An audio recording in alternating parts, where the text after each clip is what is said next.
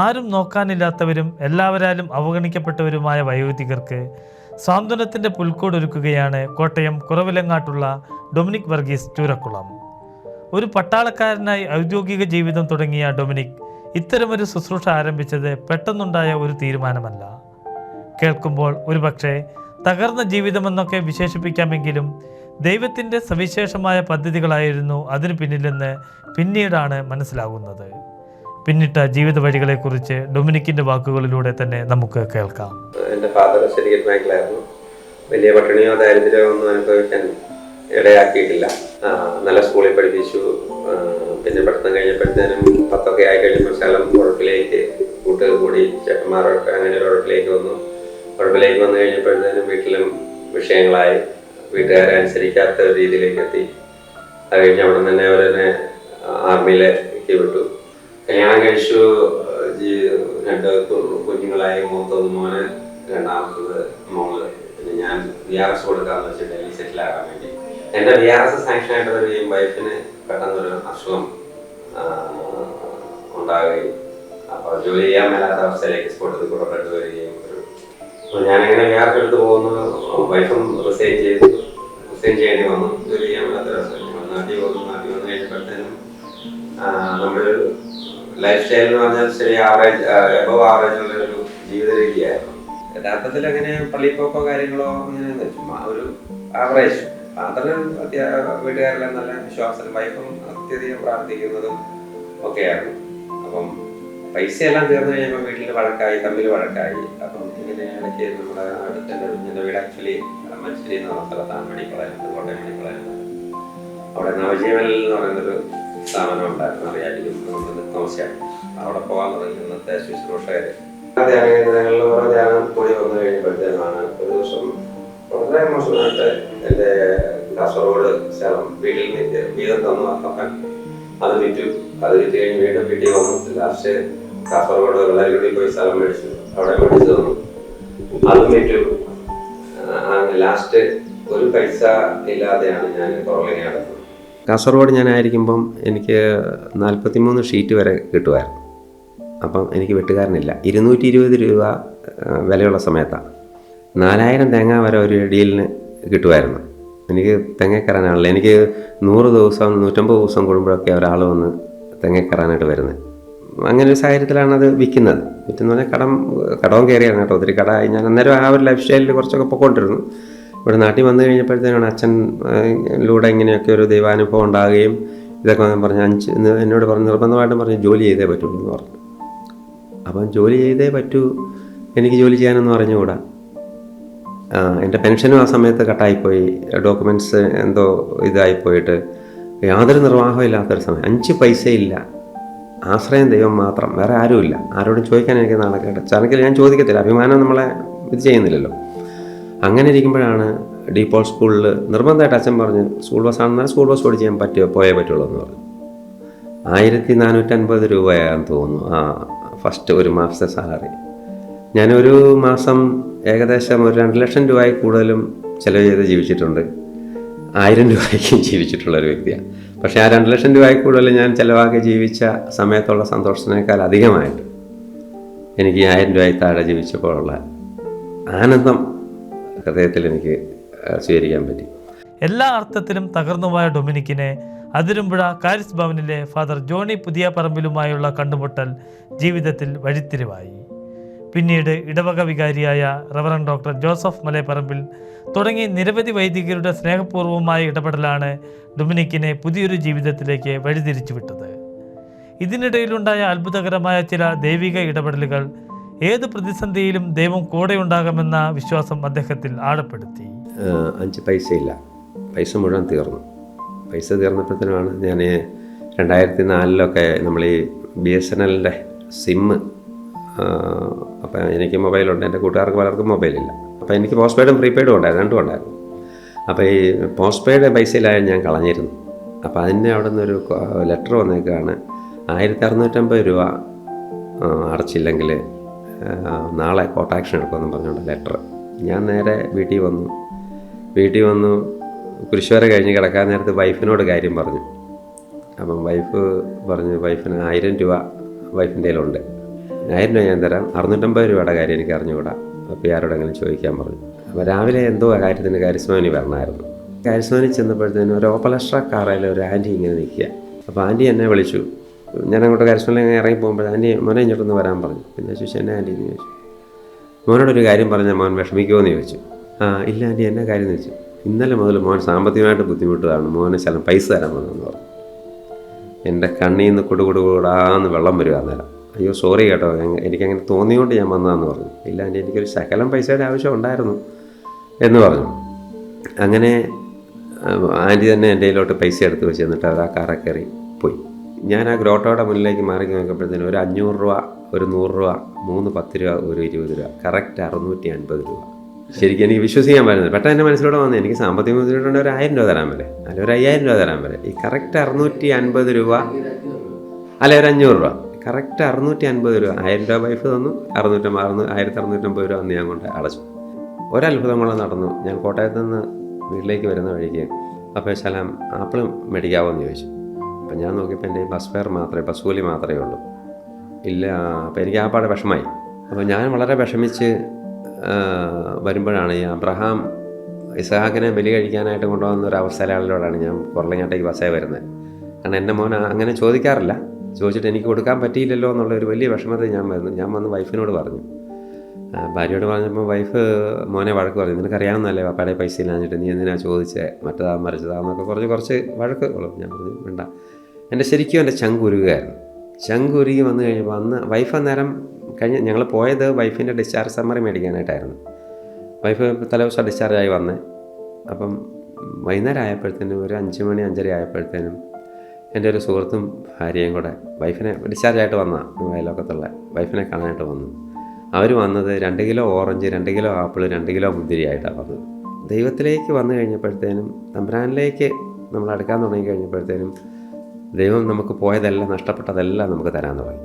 എന്നെ ഈ രീതിയിൽ ആക്കിയ അച്ഛൻ പറഞ്ഞു, ഫാദർ ജോണി പുതിയാപറമ്പിൽ എങ്ങനെയാണ് വന്നെന്ന് ചോദിച്ചു. അന്ന് എൻ്റെ കയ്യിൽ അംബാസഡർ കാറാണ്. ഞാൻ പറഞ്ഞു വെച്ചാൽ കാറല്ല, ഡീസൽ അടിക്കാൻ പൈസയുണ്ടോ? ഇല്ല. കാറ് വിൽക്കാൻ പറഞ്ഞു. കാറ് വിറ്റു. അപ്പോൾ എനിക്കന്ന് ബുള്ളറ്റാണ്. അപ്പം അത് വിൽക്കാൻ പറഞ്ഞിട്ട് എൻ്റെ ചങ്ക് പറയുന്ന ഒരു അനുഭവം. കാരണം നമ്മുടെ അന്ന് അല്ല ബുള്ളറ്റ് വിൽക്കാമെന്ന് പറഞ്ഞാൽ, പക്ഷേ ഞാൻ ആദ്യം വിറ്റില്ല. കാരണം ഇതിൽ പൈസ ഇല്ല, പെട്രോൾ അടിക്കാൻ പൈസ ഇല്ല. പക്ഷേ എന്നാലും വിറ്റില്ല. അച്ഛൻ പറഞ്ഞ് വിറ്റേ പറ്റുള്ളൂ എന്ന് പറഞ്ഞു. നീ നടന്നു പോയാൽ മതി, എമ്പരാൻ സമയത്ത് തമ്പുരാൻ തന്നോളും, ഇപ്പം നിനക്ക് അതുകൊണ്ട് പറ്റത്തില്ല.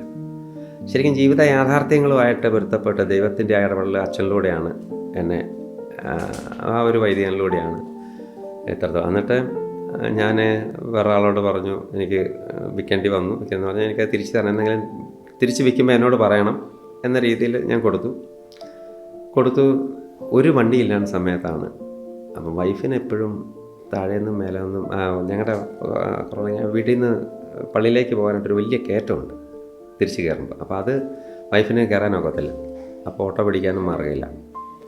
അപ്പോൾ അങ്ങനെ ആയപ്പം ഞാൻ 2-3 മാസത്തോളം ഒരു വണ്ടിയില്ലാണ്ട് നടന്നു. ജീവിതത്തിൽ ആദ്യമായിട്ട് അങ്ങനെ നടക്കുന്നത്. അന്ന് 37 വയസ്സായിട്ട് 38-39 വയസ്സിൽ ആദ്യമായിട്ട് അങ്ങനെ വണ്ടിയില്ലാതെ ഞാൻ നടന്ന് ഒരു മാസം പോകുന്നത്.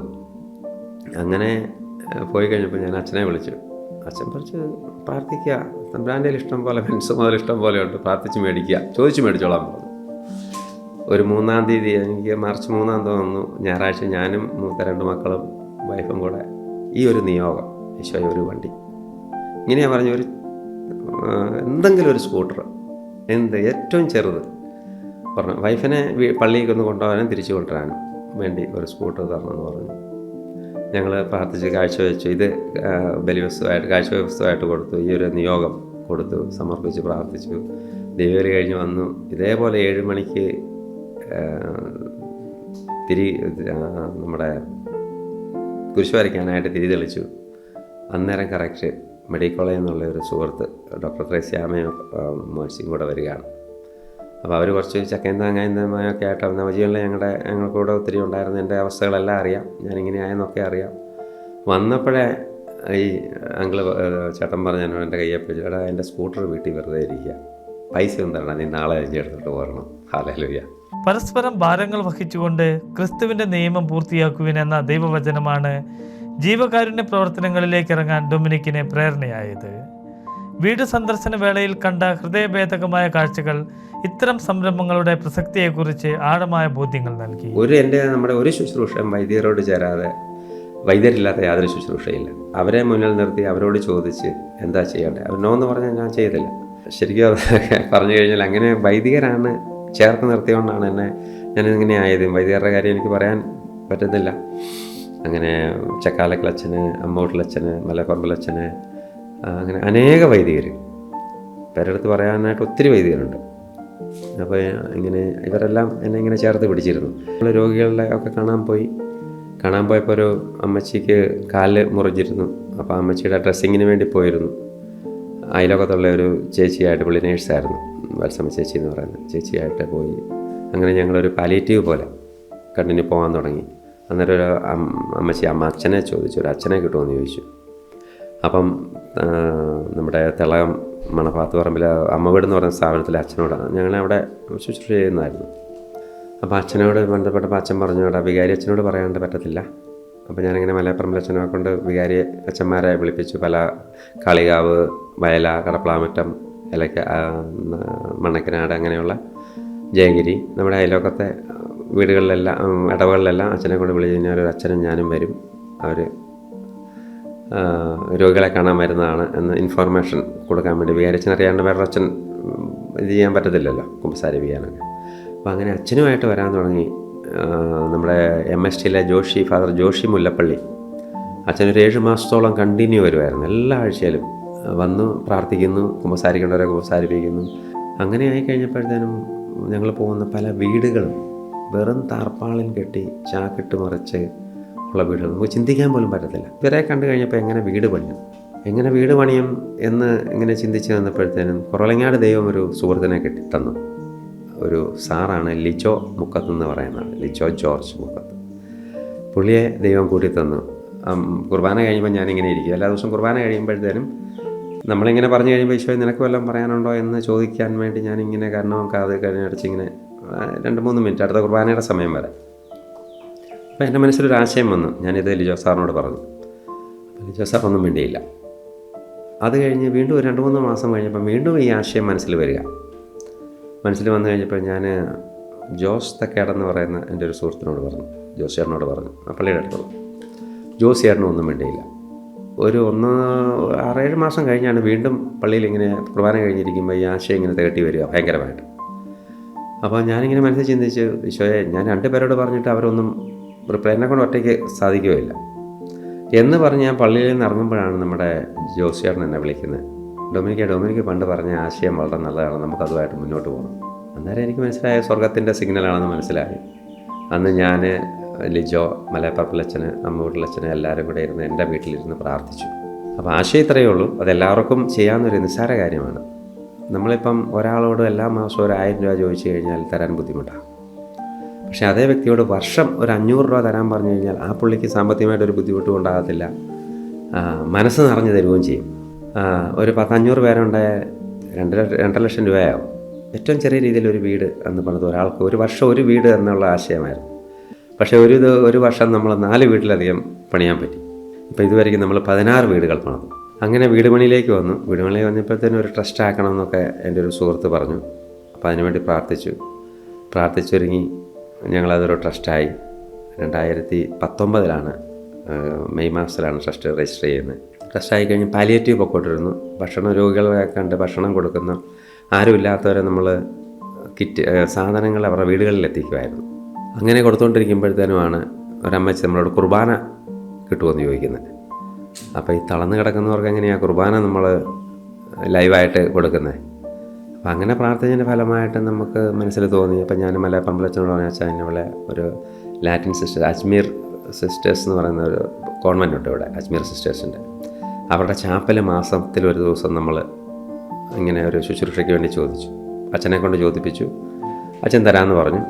അങ്ങനെ ഈ തളർന്ന് കിടക്കുന്നവരെ എല്ലാ മാസവും ഒരു 15 പേരെ നമ്മുടെ ഈ ഒരു 10 കിലോമീറ്റർ ചുറ്റുള്ളവരുള്ള അവരെ നമ്മൾ വണ്ടി, ആംബുലൻസ്, അങ്ങനെയുള്ള വണ്ടികൾ കൊണ്ടുപോയി തളർന്ന് കിടക്കുന്നവരെ ഇവിടെ കൊണ്ടുവന്ന് കുമ്പസാരം, വിശ്വകുർബാന, ഉച്ചയ്ക്ക് നല്ലൊരു ഭക്ഷണം കൊടുത്ത് അവരെ കൂട്ടായ്മ ചെറിയ ഒരു ശുശ്രൂഷ, അവരുടെ മരിക്കലാണ് അവർക്ക് വലിയൊരു സന്തോഷമാണ്. വീട്ടിൽ നിന്ന് വെളിയിൽ ഇറങ്ങുക എന്ന് പറയുന്നത് വലിയൊരു സന്തോഷം. ആദ്യത്തെ ദിവ്യബലിക്ക് തന്നെ വിശുദ്ധ കുർബാന സ്വീകരിച്ചു കഴിഞ്ഞപ്പം ഫാദർ ജോസഫ് കൊച്ചുപറമ്പിൽ എന്ന് പറയുന്ന കപ്പുച്ചനച്ചനായിരുന്നു വിശുദ്ധ ബലി അർപ്പിച്ച് ആദ്യത്തെ ഒരു അമ്മച്ചിയുടെ കൈ പൊങ്ങി, തളർന്ന് കിടന്ന് കൈ പൊങ്ങി, ആദ്യത്തെ ശുശ്രൂഷയ്ക്ക് തന്നെ.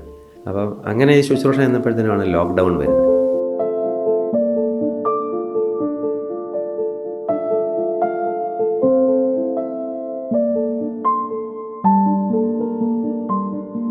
ലോക്ക്ഡൗൺ ആകുന്നതിന് 3 ദിവസം മുമ്പാണ് നമുക്കൊരു ആംബുലൻസ് ഹാൻഡ്സ് ഓഫ് കൊറലിങ്ങാട് എന്ന് പറയുന്ന UK ഒരു വാട്സപ്പ് കൂട്ടായ്മ നമുക്ക് സ്പോൺസർ ചെയ്ത് തരുന്നത്.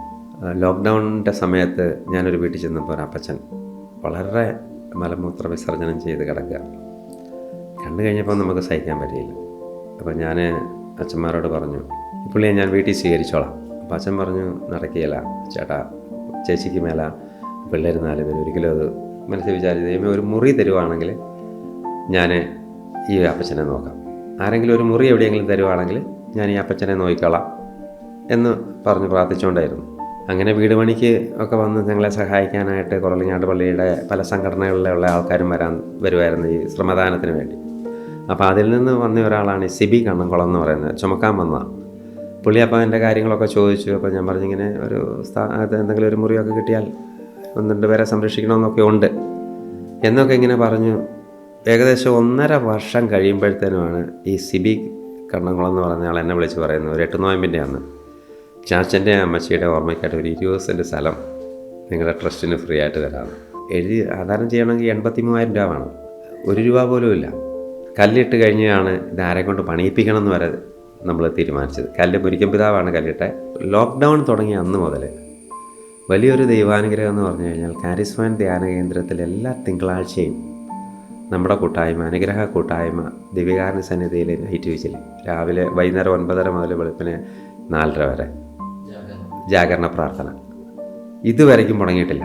ഫാദർ തോമസ് പുതുശ്ശേരി എന്ന് പറയുന്ന 82 വയസ്സുള്ള ഒരു അച്ഛനാണ് ഇപ്പോഴും അത് ചെയ്യുന്നത്. ആ ഒരു ആരാധനയിലാണ് ഞങ്ങളെ സകല ശക്തിയും എല്ലാ ഒരാഴ്ചത്തെ പ്രവർത്തനവും നന്ദിയും പറഞ്ഞ് പിറ്റേ ആഴ്ചത്തേക്കുള്ള എല്ലാം ആ ആരാധനയിലാണ് ഈശോ ശരിക്കും അത്ഭുതങ്ങൾ പ്രവർത്തിച്ചുകൊണ്ടിരുന്നത്. സ്വർഗം ഓരോ ദിവസവും ഓരോരുത്തരെയും കൊണ്ടും കൊച്ചു കാശ് കൊണ്ടായത് പണത്, വലിയ കാശ് കൊണ്ടല്ല. നമ്മുടെ കൊറലിങ്ങാട് വഴിക്കച്ചവടം ചെയ്യുന്ന ഒരു വ്യക്തി, പുള്ളിയുടെ അടുത്ത് ഞാനൊരു വീട് പണിതായിരുന്നു. ഞാനല്ല, ഞങ്ങൾ തമ്പുരാനിലൂടെ ഒരു വീട് ഭവനം പണിയാനായിട്ട് കൊടുത്തപ്പം പുള്ളി എന്നോട് ചോദിച്ചു, ഞാനൊരു സാറേ ഒരു 100 രൂപ തന്നാൽ സ്വീകരിക്കുമെന്ന് ചോദിച്ചു.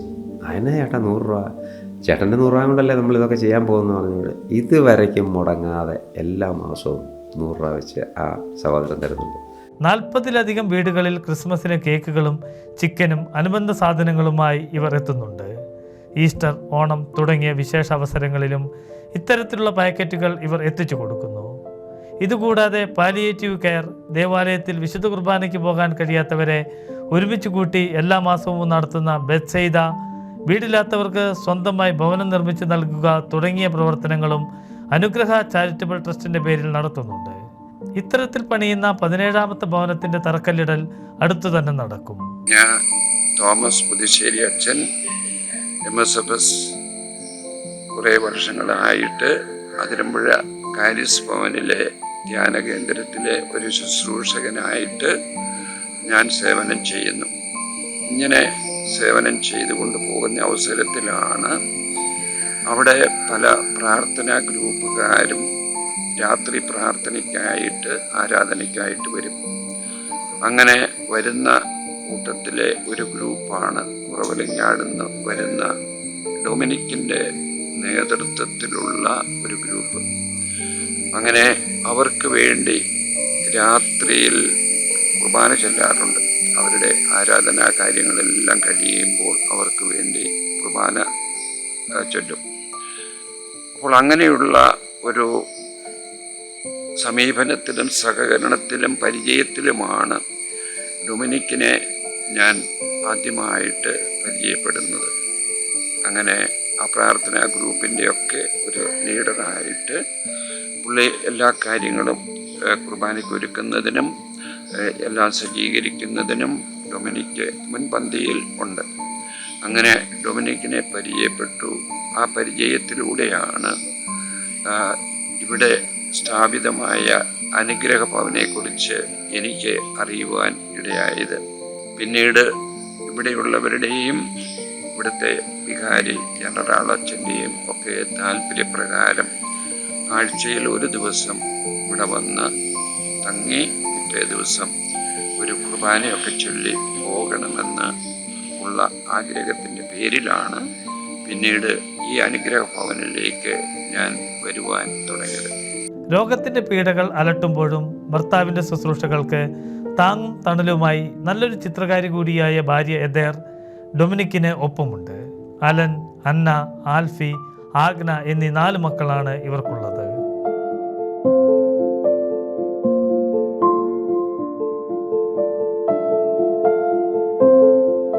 ഇപ്പം നമ്മുടെ ശുശ്രൂഷകരാണെന്നാലും ക്രിസ്തുവിൻ്റെ സ്നേഹം ഇപ്പം പല മതവിശ്വാസത്തിലുള്ള ആൾക്കാരുണ്ട്. ഇപ്പം ഹൈന്ദവരായിട്ടുണ്ട്, അവരവിടെ അമ്മച്ചിമാർ, ഒരു ശാന്തകുമാരി അമ്മയുണ്ട്.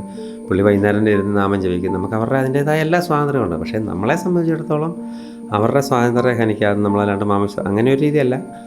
നമ്മൾ ഈശോനെ അവർക്ക് കൊടുക്കുക, ഈശോയുടെ സ്നേഹം എത്തിക്കുക. അവർക്ക് മരുന്ന് കൊടുത്തും ഭക്ഷണം കൊടുത്തും അല്ലെ അവരെ കുളിപ്പിച്ചും, ഈ അമ്മച്ചിമാരെ എല്ലാം കുളിപ്പിച്ചും പുതിയ വസ്ത്രങ്ങൾ കൊടുത്തും എല്ലാം കൊടുത്ത് ഈശോ നൽകിയതെല്ലാം കൊടുത്ത് ഈശോയെ കൊടുക്കുക എന്നുള്ളതാണ്.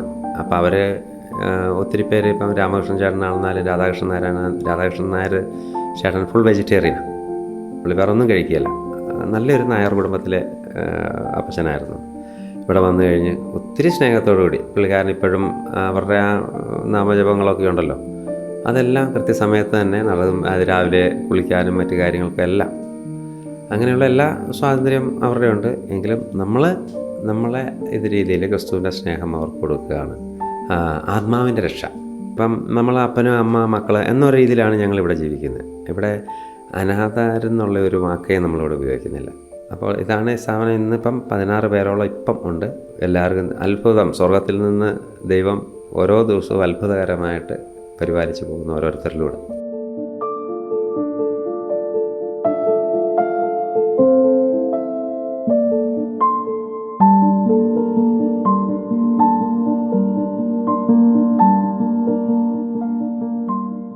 ഇപ്പോഴത്തെ ആൾക്കാരോട്, പ്രത്യേകിച്ച് യുവജനങ്ങളോട് എനിക്ക് പറയാനുള്ളത് തീഷ്ണത. ഈ തീഷ്ണതയെന്ന് പറയുന്നത് പല രീതിയിലാണ്. നമ്മൾ കുറച്ച് കാണിക്കകൾ, കുറച്ച് ചെയ്തു കൂട്ടലുകൾ, അതിലപ്പുറമായിട്ട് പ്രാർത്ഥനയിൽ ദിവ്യാനത്തിന് മുന്നിലിരുന്ന്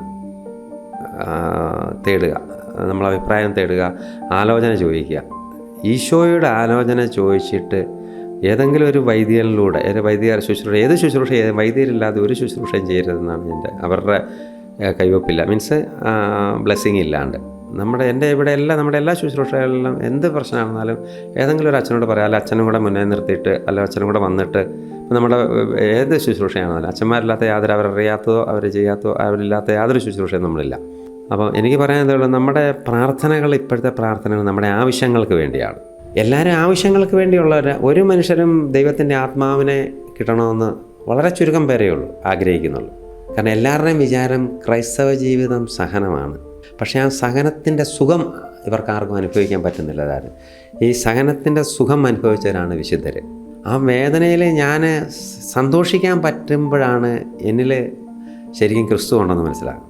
ഇവരെ തന്നെ ഇവിടെ രോഗികൾ ആരുമില്ലാത്ത സമയത്ത് വൈകിട്ട് നിൽക്കണം, ഞാൻ രാവും പകലും ഇവിടെ, ഒരു മനുഷ്യരില്ല. പക്ഷേ നമുക്ക് ഇവരെയും കൊണ്ട് ആശുപത്രിയിൽ പോകുമ്പോഴത്തേന് ഈശോ എനിക്കത് ചെയ്യാൻ സാധിച്ചല്ലോ, എനിക്കത് ശുശ്രൂഷിക്കാൻ സാധിച്ചല്ലോ.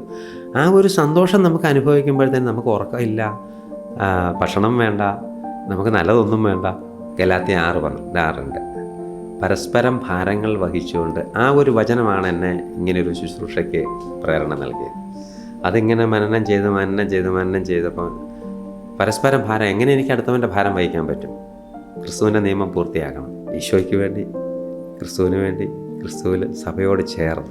അതാണ് എൻ്റെ ഏറ്റവും വൈദികരോട് ചേർന്ന്. നമ്മൾ ഇത്ര വൈദികർക്ക് വേണ്ടി ഇത്ര അപവാദങ്ങളൊക്കെ ഉണ്ടെങ്കിലും, സങ്കടവും വിഷമങ്ങളും പ്രയാസങ്ങളും ഒക്കെ ഉണ്ടെങ്കിലും, ഞാൻ അനുഭവിച്ച ഒരു സത്യമാണ്, സഭയോട് ചേർന്നല്ലാത്ത ഒരു ശുശ്രൂഷയും ദൈവാനുഗ്രഹമില്ല ഉണ്ടാകത്തില്ല. 8 സ്ത്രീകൾ ഉൾപ്പെടെ 23 പേരാണ് ഇപ്പോൾ അനുഗ്രഹ ഭവനിലുള്ളത്.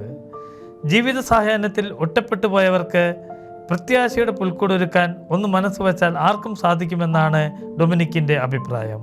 തിരക്ക് പിടിച്ച ജീവിതത്തിൻ്റെ ഓട്ടത്തിനിടയിൽ ഇടയ്ക്കെങ്കിലും മറ്റുള്ളവരെക്കുറിച്ച് ചിന്തിക്കാൻ ഡൊമിനിക്കിനെ പോലുള്ളവരുടെ പ്രവർത്തനങ്ങൾ പ്രചോദനമാകട്ടെ.